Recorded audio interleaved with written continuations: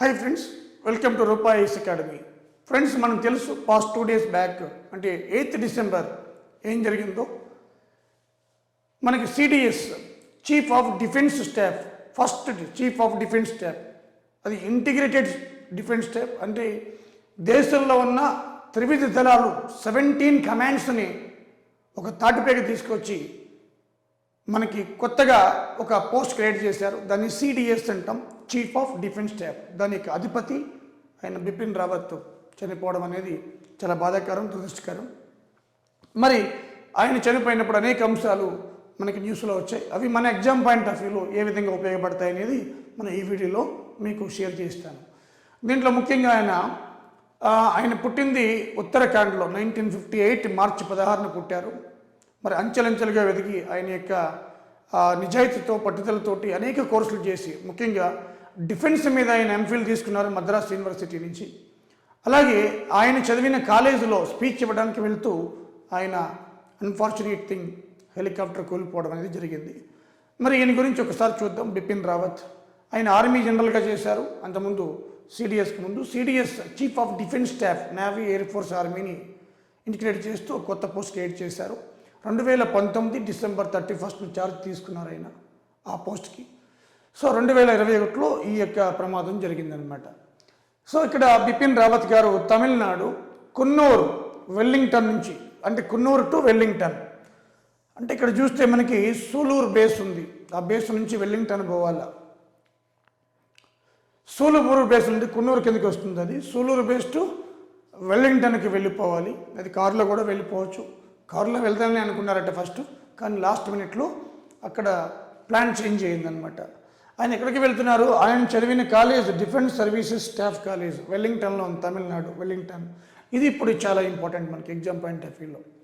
So ఇంతకుముందు కూడా చాలాసార్లు వచ్చింది. ఈ ఇన్సిడెంట్ జరగకముందు కూడా డిఫెన్స్ సర్వీసెస్ స్టాఫ్ కాలేజ్ ఎక్కడ ఉంది అంటే వెల్లింగ్టన్లో ఉంది, తమిళనాడు. ఆ కాలేజీలో ఒక 5 నిమిషాలు ఆగితే ఈ హెలికాప్టర్ ఇట్లా ల్యాండ్ అయిపోతుంది, అక్కడే స్పీచ్ ఇచ్చేవాళ్ళు. ఇది అంతా వచ్చేది కాదు మనకి, బట్ అన్ఫార్చునేట్ థింగ్ అనమాట. సో కున్నూరు వచ్చింది, వెల్లింగ్టన్ వచ్చింది. ఇవి తమిళనాడులో నీలగిరి డిస్టిక్, నీలగిరి జిల్లా. సో ఈ యాక్సిడెంట్ అన్నా కదా నీలగిరి జిల్లాలో జరిగిందనమాట. ఇక్కడ వాతావరణ శాఖ వాళ్ళు ఆల్రెడీ హెచ్చరించారట, ఇక్కడ వాతావరణం మబ్బులుగా ఉండొచ్చు, కాస్త ఇబ్బందిగానే వర్షం కూడా పడవచ్చు. బట్ వీళ్ళు స్టార్ట్ అయ్యే టైంకి మాత్రం బాగుంది, 15 degrees Centigrade ఉంది కాబట్టి స్టార్ట్ అయ్యారనమాట. అదేవిధంగా ఇక్కడ చూస్తే మనకి ఇది ఈయన birth Uttarakhand 1958 March 16th, but చనిపోయింది December 8th చనిపోయారు. మరి ఎక్కడ చనిపోయారు అంటే MI-17 హెలికాప్టర్, MI-17V హెలికాప్టర్. ఇది రష్యన్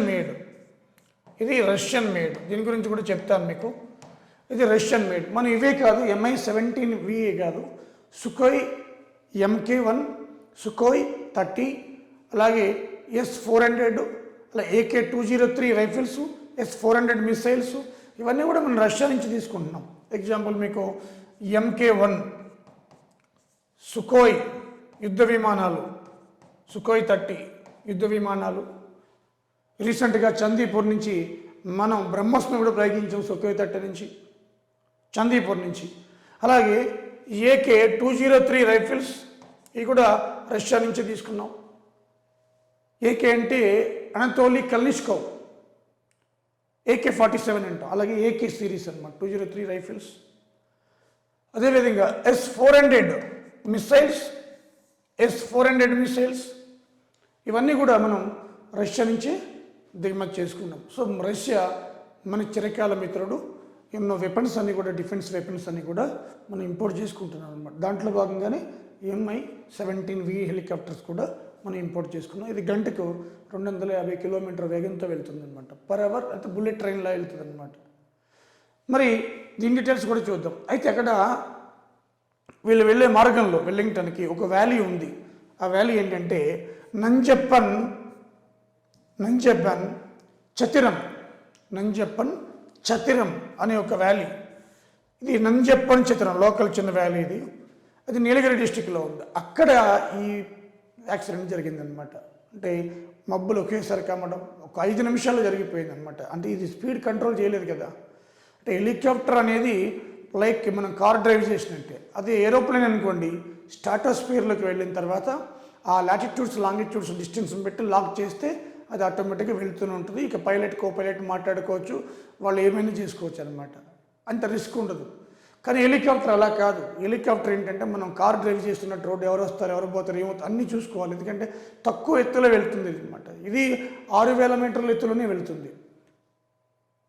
సో కాబట్టి విమానాలు ఎక్కువ ఎత్తులో వెళ్తాయి అన్నమాట, హెలికాప్టర్లు తక్కువ ఎత్తులో వెళ్తాయి. కాబట్టి హెలికాప్టర్ డ్రైవ్ చేసే వాళ్ళకి జాగ్రత్తగా చూసుకుంటూ డ్రైవ్ చేస్తూ ఉండాలి. అందుకే హెలికాప్టర్ ప్రమాదాలు చాలా ఎక్కువ జరుగుతూ ఉంటాయి కంపేర్ టు విమాన ప్రమాదాలు. ఓకేనా?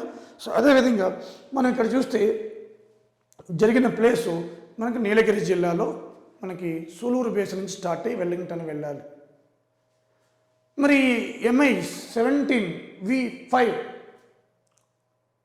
ఇది మనకి చూద్దాం దీని స్పెషాలిటీస్. ఇది military helicopter, aircraft type military transport helicopter. Multiple variants have armed assault capabilities. Multipurpose, సైనికులను మోస్తుంది, ట్రాన్స్పోర్ట్కి ఉపయోగపడుతుంది, సివిల్స్ పౌరులు కూడా ఎక్కవచ్చు. 36 మంది ట్రావెల్ చేయొచ్చు దీంట్లో. 13,000 కేజీలు లిఫ్ట్ చేస్తుంది. మొత్తం 36 మంది దీంట్లో ప్రయాణం చేయొచ్చు అనమాట. Designed by Mil Moscow helicopter plant అట. Mil Moscow helicopter plant built by Kazan helicopters. ఇది చాలా ఇంపార్టెంట్. ఖజాన్ ఇక్కడ రాస్తున్నాను, కనపడడం లేదేమో. ఇది ఖజాన్ హెలికాప్టర్స్. దీన్ని బిల్డ్ చేసింది రష్యాలో ఖజాన్ హెలికాప్టర్స్ అది. సో ఈ MI-17V5 వెర్షన్, ఇంతకుముందు MI-8 అనేవాళ్ళు అనమాట. ఇంతకుముందు పాతవి MI-8, ఈ 8 వెర్షన్ని చేంజ్ చేశారు, MI-17 వచ్చింది. సో ఇది 1975 నుంచి ఉన్నాయి ఇవి. మనకు ఒప్పందం మనకి 2008లో జరిగింది, ఇండియాతో ఒప్పందం 2008తో జరిగింది ఒప్పందం. మనకి 2011 నుంచి ఇవి మన ఇండియన్ ఎయిర్ ఫోర్స్లో నెమ్మదిగా రావడం పడిపోయి ఇప్పటికి 151 ఉన్నాయి. దాంట్లో 4-5 యాక్సిడెంట్లు పోయినాయి, మిగతా ఉంటాయి ఇప్పుడు. దీంతో 4-5. సో తరచుగా ఇవి 151లో 4 యాక్సిడెంట్లు జరిగిపోయాయి అంటే మనకి చూడండి. దీని ఫీచర్స్ ఏంటంటే ఈ MI-17 ఫీచర్స్లో one of the world's most advanced transport helicopter. చూడండి, ఈ ప్రపంచంలోనే most advanced helicopter, safetiest helicopter అట.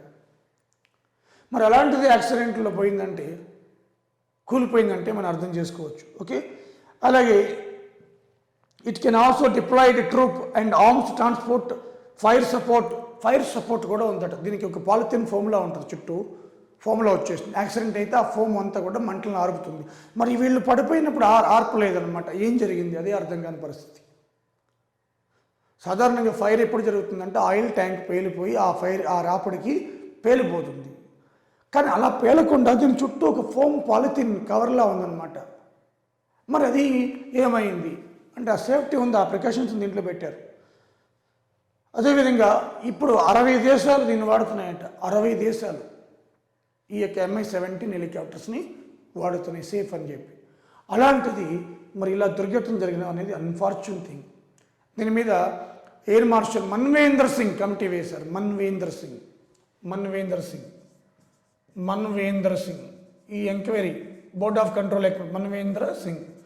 బోర్డ్ ఆఫ్ కంట్రోల్ అంటాం, బోర్డ్ ఆఫ్ ఎంక్వైరీ అనమాట. బోర్డ్ ఆఫ్ ఎంక్వైరీ వేశారు మన్వేందర్ సింగ్.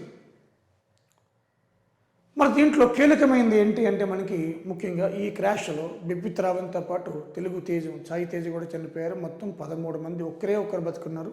కెప్టెన్ వరుణ్ సింగ్, ఆయన కూడా ఇప్పుడు బెంగళూరు హాస్పిటల్ షిఫ్ట్ చేశారు.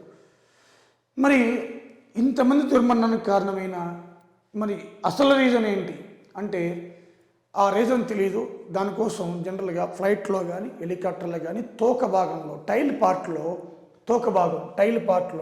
తోక భాగంలో మనకి ఈ cockpit voice recorder or flight data recorder, దీన్ని బ్లాక్ బాక్స్ అంటారు. ఈ బ్లాక్ బాక్స్ బ్లాక్ కలర్లో ఉండదు, లేకపోతే లోపల బ్లాక్ డయోడ్స్ ఉంటాయి, కానీ ఆరెంజ్ కలర్లో ఉంటుంది. ఎందుకంటే విజిబిలిటీ బాగుంటుందని చెప్పి చూడండి, ఇది orange colour. So what is the black box colour? Orange colour. ఎక్కడ పెడతారు ఇది? విమానాల తోక భాగంలో, హెలికాప్టర్ల తోక భాగంలో పెడతారు అనమాట బ్లాక్ బాక్స్. సో దీన్ని స్టెయిన్లెస్ స్టీల్ లేదా టైటానియంతో తయారు చేస్తారు. చాలా పటిష్టంగా ఉంటుంది అన్నమాట. ఇది హై టెంపరేచర్లో కూడా మెల్ట్ కాదు, అలాగే నీటిలో పడినా ఏమీ కాదనమాట. సో అలా మనకి ఈ బ్లాక్ బాక్స్ లభించింది. దాన్ని టైల్ పార్ట్లో పెడతారు. బ్లాక్ బాక్స్ ఆరెంజ్ కలర్లో ఉంటుంది. దీన్ని రెండు వెర్షన్స్ ఉంటాయి. ఒకటి ఎఫ్డిఆర్ ఫ్లైట్ డేటా రికార్డర్, రెండు CVR cockpit voice recorder. Flight data recorder, cockpit voice recorder. Pilot pilot ఏం మాట్లాడుకున్నారు, ఏటీసీ తోటి ఏ కన్వర్జేషన్ చేశారు, సంబంధం ఎప్పుడు తగ్గిపోయింది, ఆ తగ్గిపోయినప్పుడు వాళ్ళ యొక్క ఆహభావాలు ఏంటి, ప్రయాణికులకు లోపల ఉన్న వీళ్ళందరూ ఏం మాట్లాడుకున్నారు, ఇవన్నీ కూడా రికార్డ్ అవుతాయి. ఇప్పుడు ఇది దొరికిందనమాట. మాకు నిజ నిజాలు నేను డీకోడింగ్ చేస్తే తెలిసిపోతుంది అనమాట. ఓకే. సో అదేవిధంగా దీన్ని కనిపెట్టిన 1950స్లో ఆస్ట్రేలియన్ సైంటిస్టు డేవిడ్ వారెన్. ఈ బ్లాక్ బాక్స్ని కనిపెట్టింది డేవిడ్ వారెన్, ఆస్ట్రేలియన్ సైంటిస్ట్ అనమాట 1950స్లో. ఓకే. నేను స్టెయిన్లెస్ స్టీల్ కానీ టైటానియంతో కానీ తయారు చేస్తాను. ఇది దొరికిందనమాట. ఇప్పుడు ఇది కంపల్సరీగా అడుగుతారు మీకు ఎగ్జామ్స్లో. ఇంత ఇన్సిడెంట్ జరిగింది కదా, ఎక్కడ పెడతారు, టైల్ పార్ట్లో తోక భాగంలో పెడతారనమాట. విమానాలకు కానీ హెలికాప్టర్స్ కానీ. ఇది కలర్ ఏంటి, ఆరెంజ్ కలర్. ఏ మెటీరియల్ తయారు చేస్తారు, దీంట్లో ఏముంటాయి, ఎఫ్డిఆర్ సివిఆర్ రెండు ఉంటాయి అన్నమాట. ఓకే. అదేవిధంగా ఇప్పుడు రీసెంట్గానే ఇంతకుముందు చెప్పాను మీకు, BrahMos missile, supersonic cruise multipurpose missile. దీన్ని PJ-10 అంటాం. PJ-10 దీన్ని చాందీపూర్ నుంచి, ఒడిషా చాందీపూర్ నుంచి మనం ప్రయోగించాం. ఒడిషాలో చాందీపూర్ నుంచి మల్టీపర్పస్ సూపర్సోనిక్ క్రూయిజ్ మిస్సైల్ అంటాం. బ్రహ్మోస్. ఇది India Russia joint venture. India Russia joint venture అనమాట. India Russia. ఇది యాంటీ షిప్స్,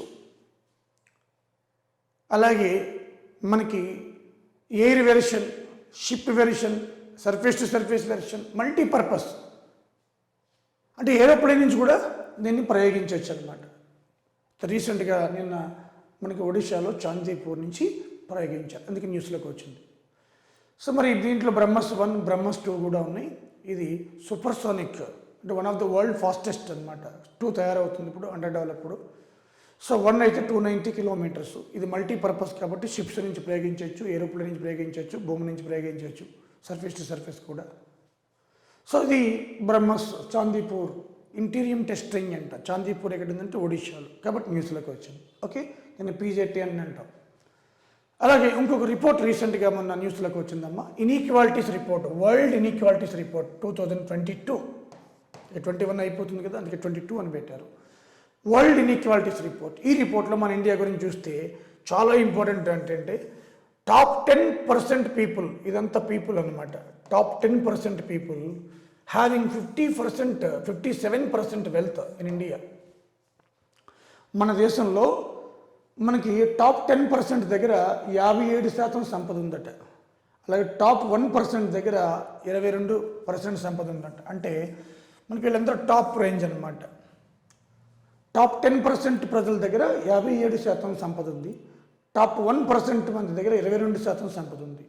అంటే 10 + 1 11% దగ్గర ఎంత సంపద ఉంది, 9%, సుమారు 80%. అంటే 11% మంది దగ్గర 80%, 79% సంపద ఉంది. ఇంకెక్కడ చూడండి. అలాగే బాటమ్ తీసుకున్నాం. బాటమ్ 50% జనాభా దగ్గర 13% సంపద ఉంది. ఎంత దారుణం. ఈ 13 రూపాయలని 50 మంది పంచుకోవాలా, 22 రూపాయలని ఒకరు పంచుకోవాలా, 57 రూపాయలని 10 మంది పంచుకోవాలి. అంటే 11 మంది ఈ 79 రూపాయలు పంచుకోవాలి. 13 మంది ఈ 13 రూపాయలని 50 మంది పంచుకోవాలి. 79 రూపాయలని 11 మంది పంచుకోవాలి. ఇది ఇన్ఈక్వాలిటీస్. అంటే మన ఇండియాలో ఈ ఇన్ఈక్వాలిటీస్ ఎకనామికల్ రీఫార్మ్స్ తర్వాత పెరిగిపోయినాయి అనమాట. 91 వరకు బాగానే ఉంది. 91 నుంచి ఉన్నవాడే సంపన్నుడే మరింత సంపన్నుడు అవుతున్నాడు, లేనివాడు లేకుండానే పోతుంది అనమాట. ఇది రిపోర్టు. అలాగే ఇంకేం చెప్పారంటే average income adult 2,04,200 rupees average. Bottom 50% population, 53,160 rupees. అంతే చూడండి ఎంత ఉందో. అంటే 20 రెట్లు వీళ్ళు ఎక్కువ.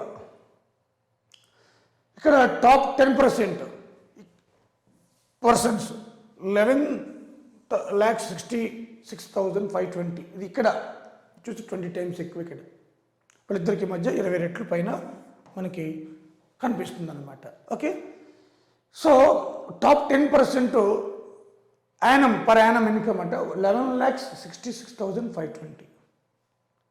మరి ఈ విధంగా ఇన్ఈక్వాలిటీస్ ఉన్నాయి భారతదేశం. ఇది మన భారతదేశం గురించి, ప్రపంచంలో అన్ని దేశాల గురించి ఇచ్చారు, మనకు అవసరం లేదు. ఒక ఇండియా గురించి అది bottom 50, top 10 plus top 1%, bottom 50% మన ఎగ్జామ్ పాయింట్ ఆఫ్ వ్యూలో అడుగుతాడు. ఓకే, సో ఈ విధంగా మనకి ఇన్ఈక్వాలిటీస్ ఉన్నాయి. ఇవి మనకి చాలా ఇంపార్టెంట్. ఓకే ఫ్రెండ్స్, అదేవిధంగా ఈ తెలంగాణ ఏదైతే వాల్యూమ్ 2 బుక్ ఉందో చాలా కాల్స్ వస్తున్నాయి మాకు. ఆల్రెడీ ప్రింటింగ్ స్టార్ట్ అయిపోయిందమ్మా, ఓపిక పెట్టండి. ఒక 4-5 రోజులు ఓపిక పెడితే బుక్ వచ్చేస్తుంది మీకు. అదేవిధంగా మల్టిపుల్ చాయిస్ ఏదైతే క్వశ్చన్స్ ఉన్నాయో అది అమెజాన్లో లభిస్తుంది. వాల్యూమ్ 2 ఆంధ్రప్రదేశ్ వాళ్ళకి అది అమెజాన్లో అయిపోయి చెప్పాను ఇంతకుముందు వీడియోస్ కూడా. మాకు స్లాట్ ఇవ్వలేదు వాళ్ళు. ఈ 13వ తారీఖున ఇచ్చారు. 13వ తారీఖున మనకి 14 లభించవచ్చు మీకు. సో అది కూడా లెటర్ మీకు ఏం జరిగిందనేది నేను ఇన్ఫామ్ చేస్తాను. మీకు ఎవరైనా కావాలంటే మనకి ఆఫీస్కి ఫోన్ చేయండి, డిటిటిసి కొరియర్ చేస్తారు. మళ్ళీ మా ఆఫీస్ వాళ్ళే కొరియర్ చేసేస్తారు, మా ఇంటికి వచ్చేస్తాయి బుక్స్, అమెజాన్ ఒకవేళ లేకపోతే. ఓకే, అదేవిధంగా ఈ వీడియోస్ని అందరికీ షేర్ చేయండి. Thank you friends, thank you very much. Okay.